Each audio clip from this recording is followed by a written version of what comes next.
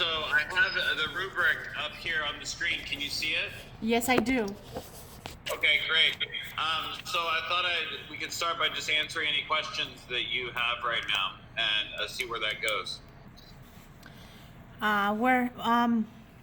You mentioned in your last email that I was supposed to work not on a case study, but just in ideas of comparing articles with information that's out there. Are you comfortable? Do you understand yet what the exploratory research project is? The difference between that and actual research? If you clarify a little bit more, I'll be great. Okay. So let's go through and look at look at the rubric. Okay. So can you see it on the screen? Yes, I can. Okay. So I'm going to go through the whole project for you. And this is really when you write and first of all, I will say that what you have so far is really well written. It's probably too much. Okay. And it needs more. You need more research literature and less description of a study. So let me go through the rubric, and this is really, you should be following this very carefully when you're doing your work. And in 605, we'll talk a lot more about this. All right. Thank you. Okay. So chapter 1 is your problem. So we've talked a lot about that. So in chapter 1, what you're doing here is saying what you're going to look at and why.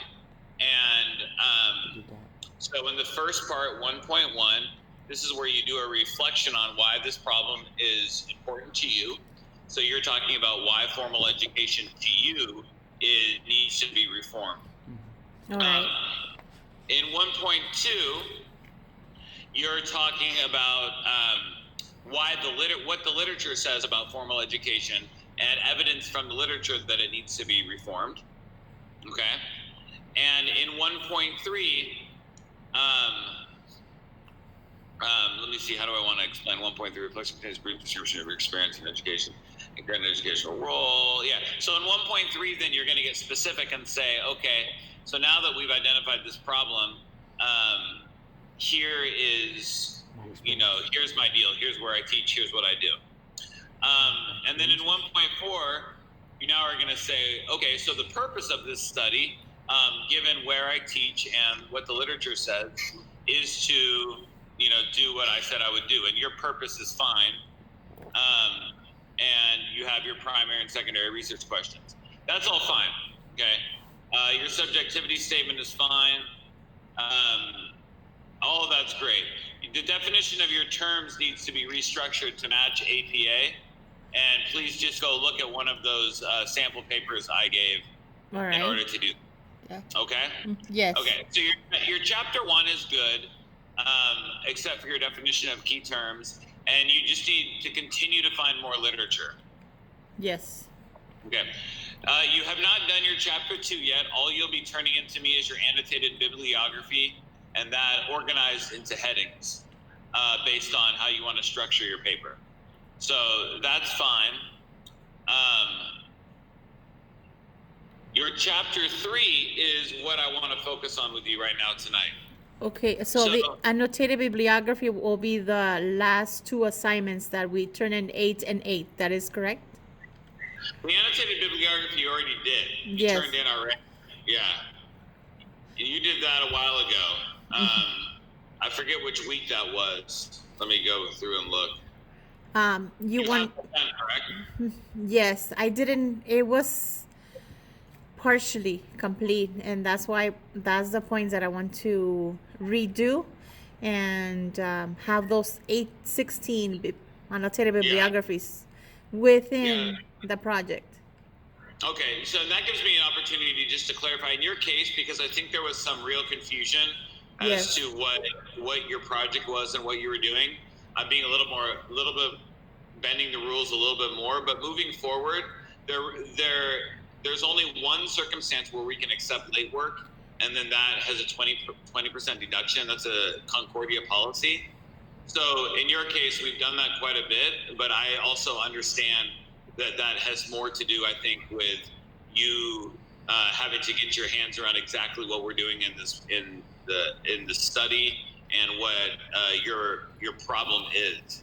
So I just want to make sure it's clear that it's not a mastery learning program and that you don't have unlimited times to turn in the work. Does that make sense? Yes. Okay, cool. So in this case, though, I'm fine with that. And I just want to know, moving into 605, that we really need to stick tighter to the deadlines. Oh, definitely. Yeah. Other student. Okay. Now that being said, it's good news. 605 is pretty easy. You've done most of the work here. That most of 605 is going to be writing your literature review. So your annotated bibliography is going to be inserted in place of your chapter 2. So just read that rubric very carefully. And that rubric is for your proposal, and it will say that all you're going to do for chapter 2 for your proposal, which is your assignment for week 8, is to organize your annotated bibliography according to headings. So, for example, your first heading would be formal education. Your second heading might be problems with formal education, and your third heading might be solutions to problems with formal education. Something like that, and you'll organize your articles according to that. Does that make sense? Definitely, it now makes clear sense. Thank you. Okay, so just really, I encourage you to really read that rubric for the proposal very carefully.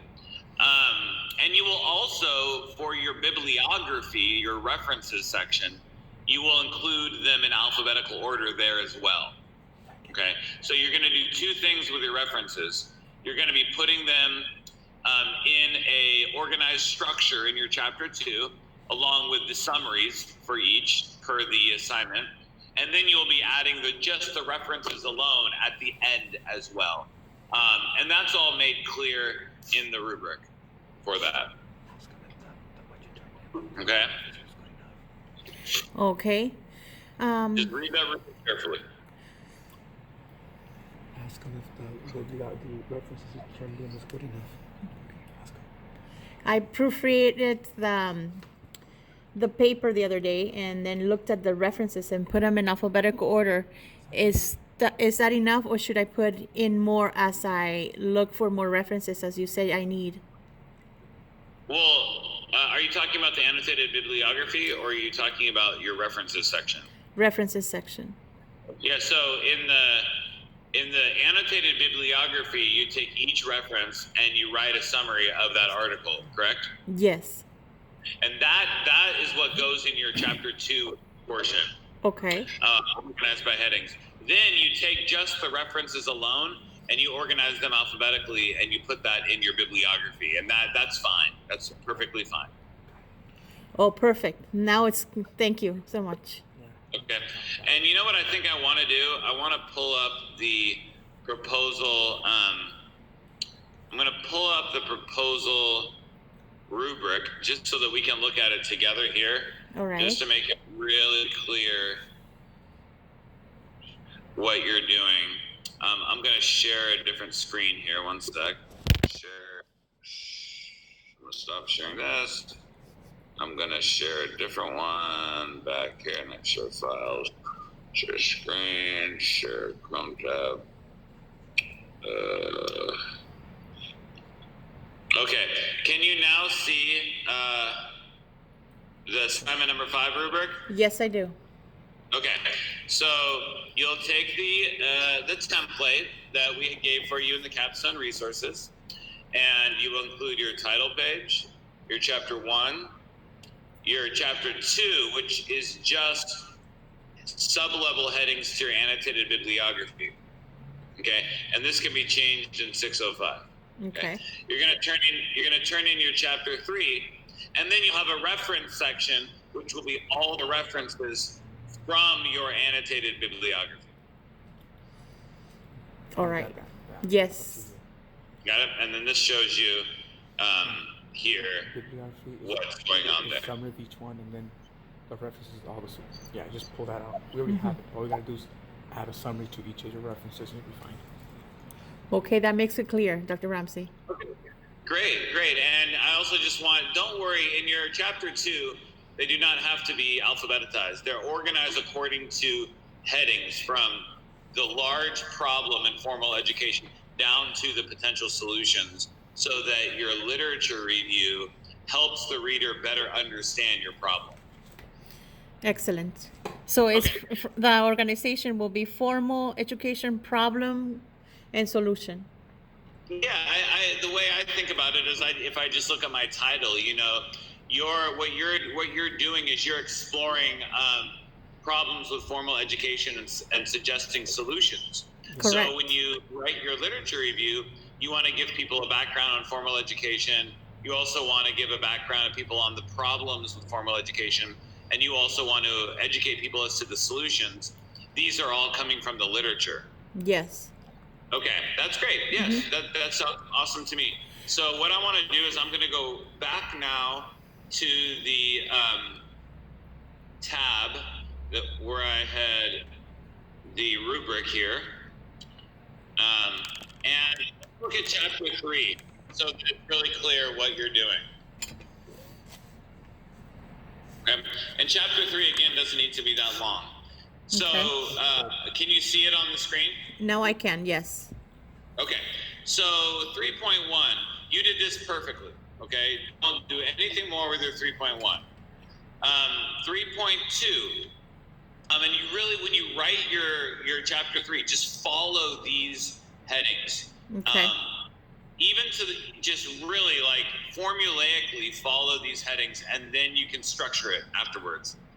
So 3.2, this is where you're just going to describe what you do at your school site, and why you are in a good position to look at this topic, right? So this is the role that you are playing at your institution, and why it positions you well to be looking at this topic. Is it based on my experiences, what I do? Based on my experiences and what I do also? Yeah, exactly. So if I read it right now, the role tasks of the researcher are described in sufficient detail to substantiate the reflective practice. So what that means is you are talking about what you do at your school site, your role, and you are talking about what you will be doing during this study, and how the role you have at your school substantiates that and makes that feasible. Okay. Even if I don't. Yeah, ask me even if I'm not working full time. Right now, even if I'm not working right now full time, because I'm sorry. Oh yeah, that's fine. That's fine. You are currently at a school site though, correct? I'm currently at another school site, but the one that I'm speaking about and all my experiences are from one site that I. Yeah, that's fine. That's fine. Yeah, you can reflect on that time. Yes. Excellent. Yes. Yes, that's fine with me. So 3.2 is fairly general. It's discussing, you as the researcher. What is your role? What are you doing at the school site, and what will you be doing to better understand this problem at that school site? 3.3, okay. So 3.3 is where you are going to go now to your annotated bibliography.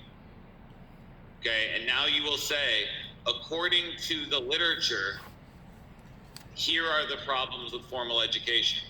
According to the literature, here are some solutions to formal education. So this is where you're going to bring the literature into the mix. So it's the first thing you're going to do after you talk about your role. Can some of my resources be also videos or TED Talks? Only articles, right? There's no videos or TED Talks, right? No videos or TED Talks. No. Okay. But the TED Talks might be pulling from literature. So I do that a lot. If I see a TED Talk that really interests me, right?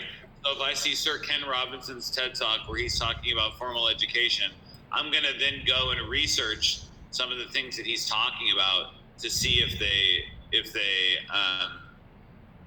fit. Yes, that's great reference. So This section, Marcel, plan for reflective exploration of the problem.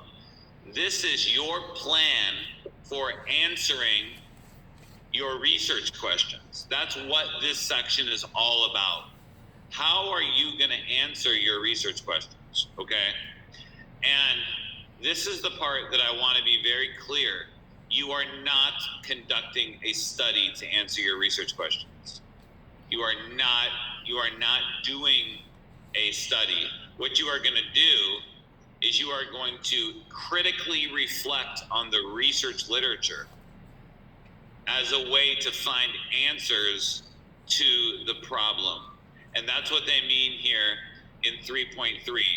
Cite the literature that supports the method of reflective practice as a way to understand the problem.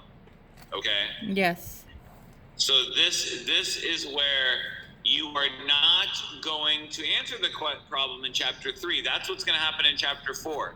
What you're going to do is you're going to talk about the literature that investigates this problem.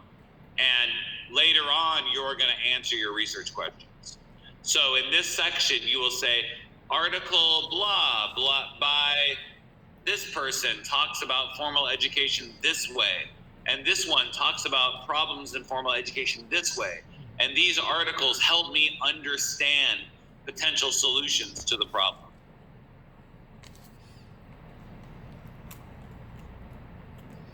And I recall one of your conferences, one of your office hours, I think it was three or four conferences ago, you mentioned some articles or journals disagree, or I disagree, or have a different point from my solution or from my problem.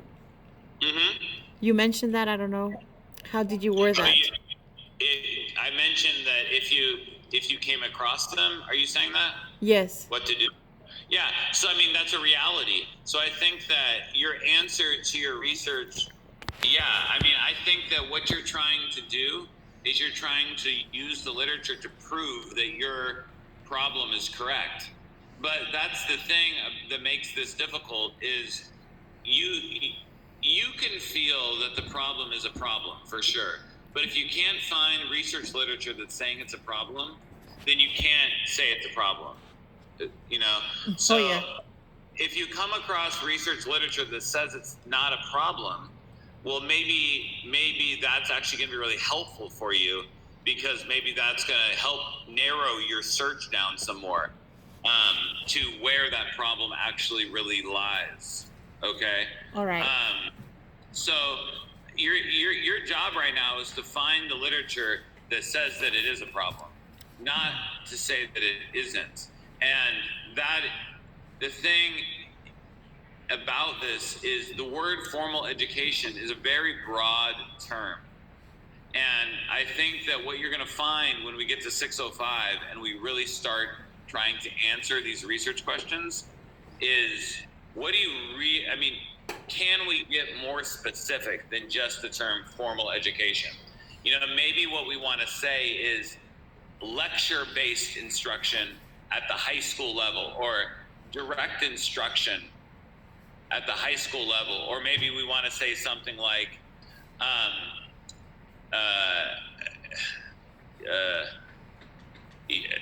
education that these scripted curriculums where teachers are told exactly what to teach. You know, trying to get closer to what you mean by formal education. Because one person might interpret formal education, and I'm not telling you to change anything right now. I'm just talking about ways for you to think about looking for research. Because, you know, one person might think, okay, formal education, does that mean going to school? Or does formal education mean when you're in school, you're getting taught in a very robotic, lecture-based way? So I think, to me, what I'm hearing, I'd like you to tell me what you're thinking here. When I hear you say formal education, what I'm hearing you say is a very scripted, lecture-based way of teaching that isn't valuing students' the problem-solving skills that they'll need to actually succeed in life. That is correct. Every script, blind scripted, because everybody has to be doing the same thing Yeah. for competencies, and that's it. Okay. That was the solely purpose. Actually, absolutely. So what I encourage you to really reflect on is, I think what we're doing now is we're really trying to really understand the kind of words we want to use to help you find more literature. And I think that instead of thinking about it as formal education, I think we should think about it as scripted education or scripted curriculums. You know, the harm that scripted curriculums do for students' success after school and in life. That, to me, that seems like a really, but you know, the scripted curriculum could be good or could be bad. But I think it's more this type of curriculum that is forcing all teachers to stay in line to teach to a test. So maybe it's scripted test-driven curriculum or something like that. Really trying to get a further and a more firm idea on what you mean by formal education. Does that make sense? Is similar to well and ill structured education? What do you mean by well and ill structure? Scripted. Is scripted Ill structured is like not scripted, more like real life. and not scripted, meaning that it's improvised Real life. to the students' feelings that day or ideas, but focusing on the topic. I mean, I think what we want to do is we want to try and find professional terms that are going to allow you to find research. So when you think about learning pedagogies and ways of teaching, you know, Alright. you have terms like differentiated instruction, right? Or project-based learning or inquiry-based learning. And these are all ways of teaching that are designed to help students ask questions and use those questions as ways to help them solve problems. Okay.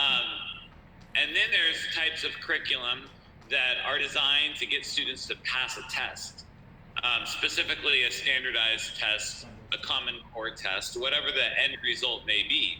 I'm not saying those two things are mutually exclusive.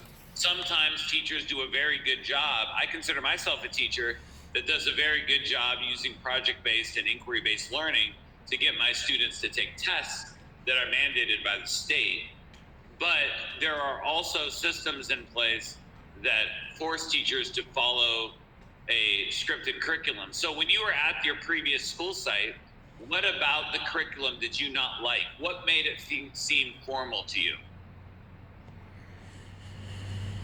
That every teacher had to follow the same scripted curriculum, which Okay, so they gave you, and what was that called, that curriculum?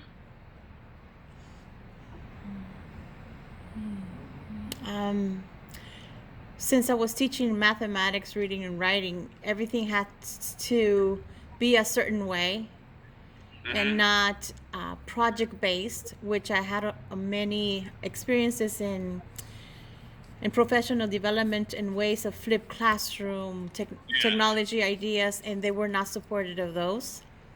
Okay, got it. So I think that I think maybe mandated curriculum is another word to look for. I think if you look at words like district mandated curriculum, scripted district mandated curriculum, and you start going down that path, I think that makes more sense than saying the word formal, because who knows what formal means, right? It could mean a personality type, or it could mean just going to school in general. Yes. So I encourage you just to explore that. All right. Thank you for everything. Thank you, And Professor. we can do that. We can do that in 6:05. Don't worry about that right now. Let's do that after break. Yes, we so will. right now, I don't want you to change anything. What I really want to do though right now is I want to talk more about chapter 3. Okay. So do you see me highlighting here 3.3? Yes, I see. Okay. I see it. So in this section here, which is under your plan for reflective exploration, or how you are going to answer your research questions. In this section, what you are going to do is talk about the literature. And actually right now I'm going to talk about it as if we were talking about scripted curriculum. So right now you're going to talk about the literature, which you are going to use to prove that scripted curriculum is harmful and also the literature that you're going to use to suggest ways to improve a curriculum away from a scripted nature. So that's what's going to happen in 3.3. None of 3.3 is anything that you think. This is all from the literature. Okay? Mm-hmm. In 3.4, this is where you are going to talk about the other things that you are going to do to try and answer the research questions that don't come from the literature. Now, this is very tricky. This does not mean that you are going to be conducting research. But what this means is you might have access to artifacts at the school site, maybe student performance. You might have evidence of student success post the school you were at. You are going to be keeping your own reflection journal where you are going to be writing down and reflecting on your experiences using a scripted curriculum, and also talking about how your experiences relate to the literature that you've read. You might go and visit a classroom and just take some notes as to what you see and see if it matches it. And you might go to a class that's not doing a scripted curriculum and say, wow, this really proves what the literature showed me, which is a scripted curriculum really stifles, critical thinking. So in this section, you're going to talk about ways of coloring the literature to help answer your research questions. You are not talking about ways in which you are going to conduct research. So if I was you, what I would do here is I would keep a reflection journal, which I'll talk more about in 605. There's a template for it.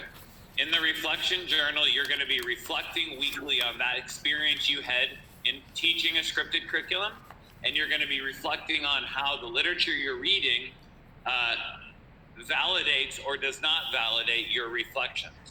Okay?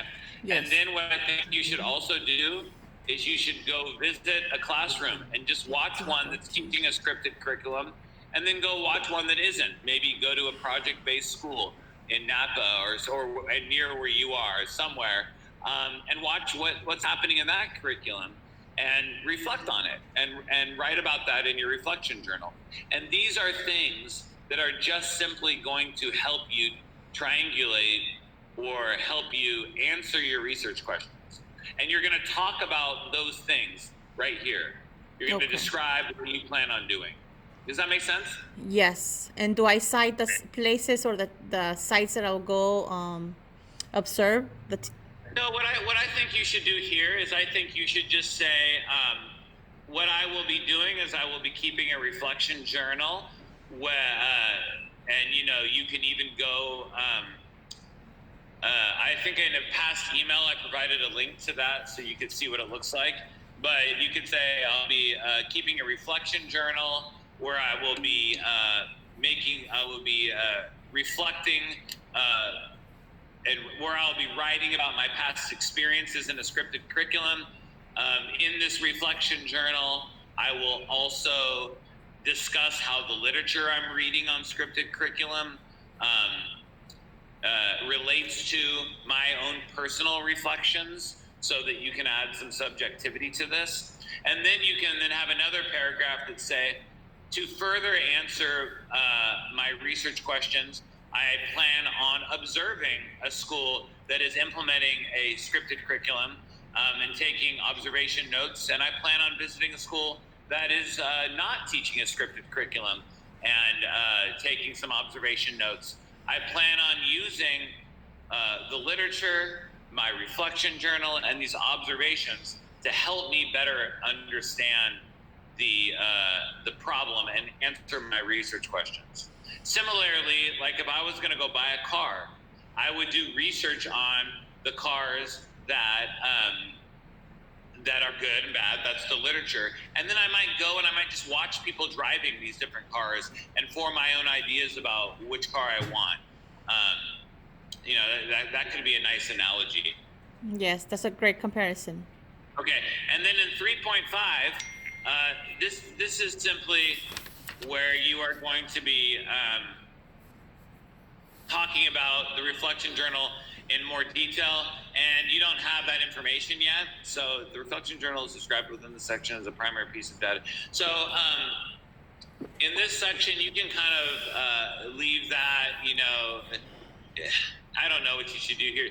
I mean, you can kind of ad-lib here and just talk about what you're going to be doing in this journal, which is reflecting on your past experiences and also talking about the literature.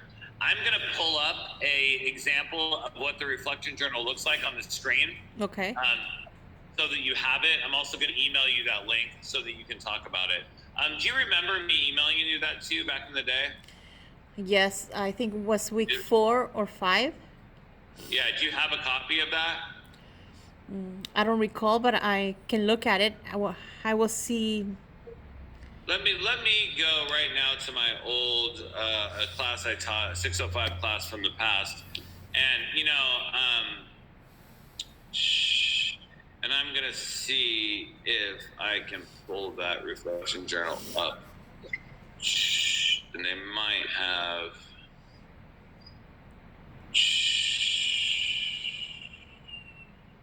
605. All right. Huh?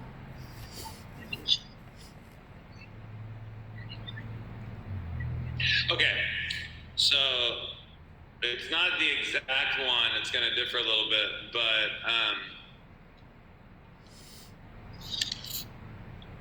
I'm going to email.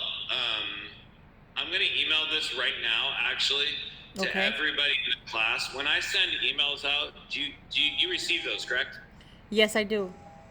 Okay, so be on the lookout right now. We are in 580. I'm in the process of sending an email to everybody in the class, and it's going to say reflection journal template.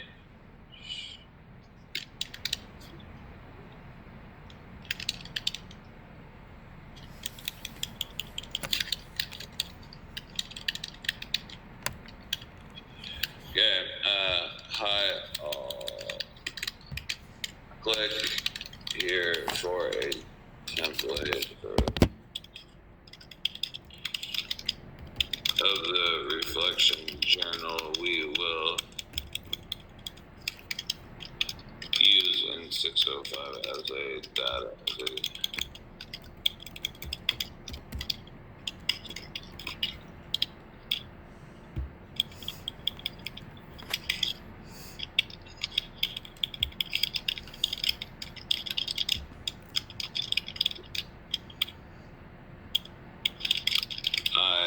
Sorry, I have shared this before, and I'm sharing it again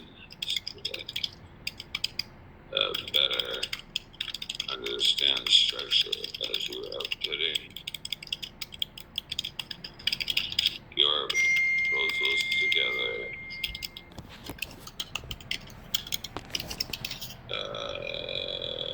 Okay.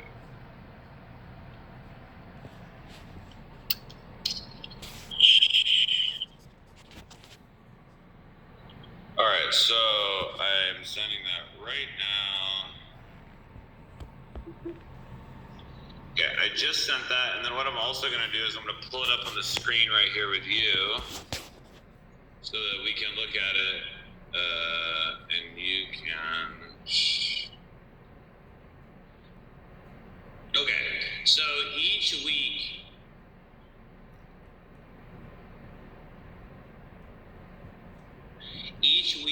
you are going to be keeping a journal, and you're going to be doing it in here.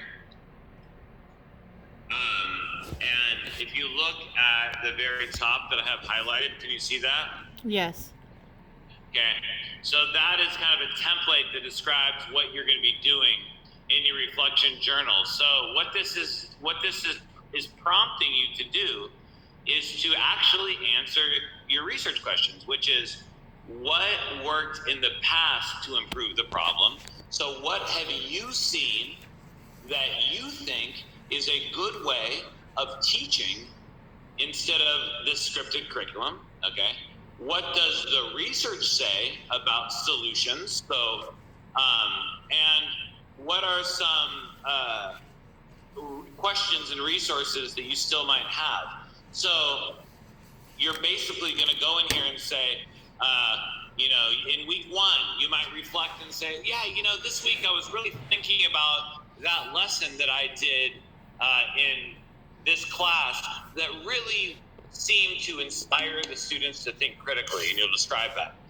And then you'll say, that reminds me of the research article I was reading that also noted that this type of teaching is very effective at teaching students how to do the things you noted in your chapter 1. Remember that are the life skills that are needed. And then, what are some future teaching learning ideas for future research? So you don't have to say all these things, but basically these first 2 lines are key. What worked in the past in your practice, and what did the research say? And you're going to do that each week. And then down here at the bottom, it really describes what this journal is doing. The reflection journal is a required data collection tool, and it is to be used in connection with your triangulation of the data, previous observations, baseline data and observations, and literature search. So when they say baseline data and observations, that means stuff that has already been collected, information you might have about student performance in a scripted curriculum, not data you will be gathering. And that's a really important thing. So this is what the template looks like. What does the research say about solutions, about future teaching ideas, etc.? Does that help? It helps tremendously. Thank you very much. It clarifies both classes more than ever. Great. Well, thank you so much. And I have to run. Do you have all your questions answered? Yes, I do. Thank you. Okay. All right. Take care, Marcel. It's so great talking with you. Thank you. Same here. Bye. Okay. Talking to me? While you were doing that, I found you scripted reading